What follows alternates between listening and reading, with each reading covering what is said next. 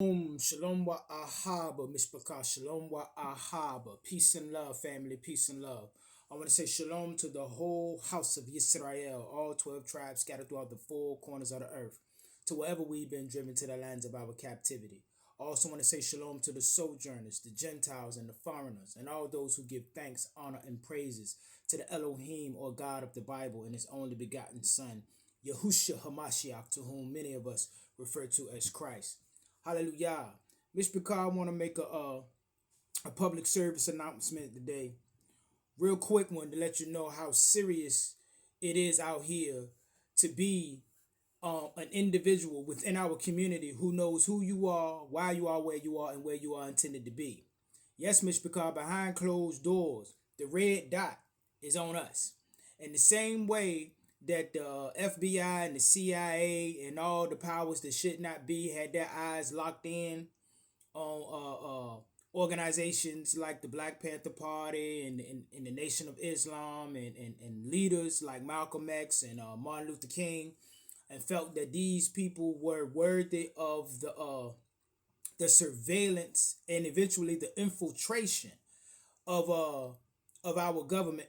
Of the infiltration of our government's intelligence agencies, and that's where we are at today within the so-called Black Israelite community, Mishpachah. Now, I want to share with you about 2.5 minutes of a video that I came across today by a page called Bible Stories 24 Hours. Bible Stories 24 Hours. And it's a video called Iran Reveals CIA and FBI are monitoring Black Israelites right now.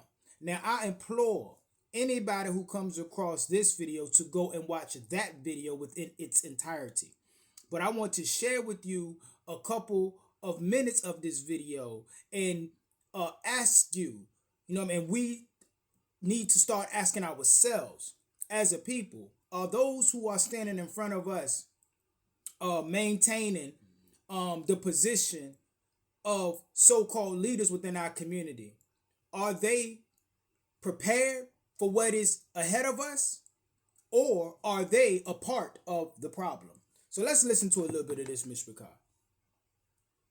Iranian officials argue that the U.S. is deeply invested in maintaining strong ties with Israel, both for geopolitical reasons and because of the powerful influence of pro-Israel lobbies in American politics.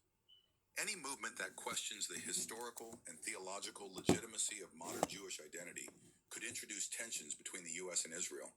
While most Black Israelites do not explicitly engage in anti-Zionist rhetoric, some factions have questioned mainstream historical narratives surrounding Jewish identity. Iran suggests that this ideological shift is one of the underlying reasons why the U.S. intelligence community is closely monitoring the movement. If the movement were to gain international traction, Iranian analysts argue, it could influence global debates on race. I'm a professional trainer, Slika, and here are 4 reasons I wish I started using this in my 20s. First of all, not only does it work, global debates on race, identity, and religious legitimacy. A growing recognition of Black Israelites as the true biblical Israelites, whether by scholars, religious leaders, or political figures, could lead to a reassessment of historical narratives in academic and theological communities. Such a shift could have ripple effects, impacting diplomatic relations, religious institutions, and even international policies concerning Israel and the African diaspora. In response to these perceived threats, Iranian intelligence claims that U.S. intelligence agencies have enacted a series of covert operations aimed at neutralizing the Black Israelite movement. These operations allegedly include extensive digital surveillance, infiltration of Black Israelite groups, and disinformation campaigns designed to discredit the movement's leaders. Iran asserts that the FBI has placed undercover informants within Black Israelite communities, monitoring their activities and gathering intelligence on their beliefs and organizational structures.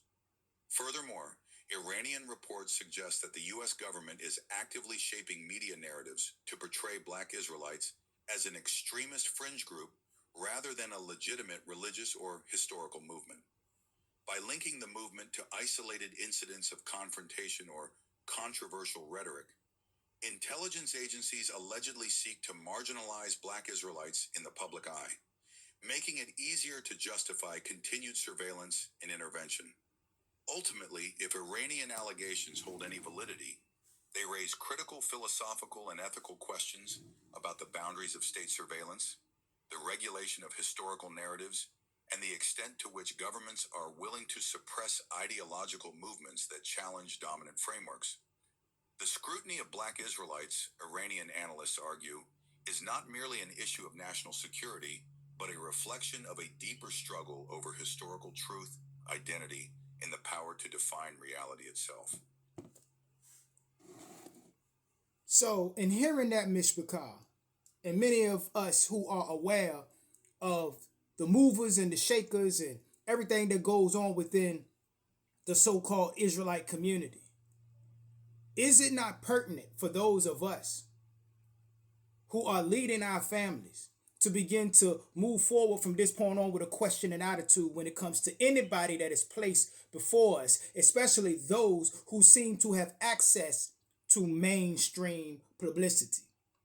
You understand it, Mishpachah? Knowing that we have been targeted for infiltration, we should not be trusting no spirit that comes within us that is pushing division publicly. You understand that, Mishpachah? Because whether these people are directly or indirectly supporting those that are seeking to destroy us and neutralize us, because it'll mess up their money in the foreign policy as far as how we deal with the modern state of Israel. You understand that, Mishpachah? So moving forward, we need to be a people that is seeking to defy any of those stereotypes and any of those boxes that they are trying to put us in. You understand? Because there is an operation to destroy you. And the reason why they're keeping it so secret and on the low is because it's that important. You understand? And you living your truth exposes the lies being lived by a lot of very powerful people in this world, Mishpachah. And those men amongst us who have elevated themselves to so-called positions of leadership, we as a people need to understand that the blessing of Abraham was world peace. You see what I'm saying, Mishpachah? If you look at Genesis, Bereshit, more commonly known as Genesis, chapter 22, verse 18, it says, "And in your seed all the nations of the earth shall be Baruch, because you have obeyed my voice." If you read that in the Septuagint, it said, "So all tribes of the earth shall be blessed through Abraham." So if all people are to be blessed through the seed of Abraham, that means that through Abraham's seed, world peace will be brought about. You understand that? So if you got people who can't even provide peace within our own community, are they working with us or are they working against us? Have they been placed there in these positions and given this publicity in order to neutralize the work that the Most High has in place right now, Mishpachah? You see what I'm saying? Anybody coming forth with any kind of foolishness that will feed into those stereotypes and put us into the position that those people are trying to put us in and use that to try to put a stop to what it is that the Most High is working within us, need to be removed from our circles, Mishpachah.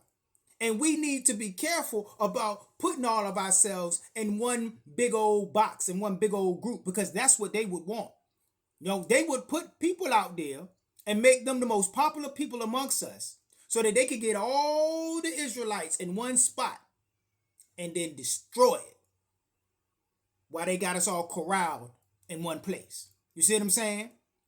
So when these guys come in with these crazy doctrines of division and with all this foolishness and all this stuff that you know that the enemy will use against us, we must begin to question and ask ourselves about the motives of many of these people that are amongst us, calling themselves Israelites, because many of them are not of us, and many of them are working for them.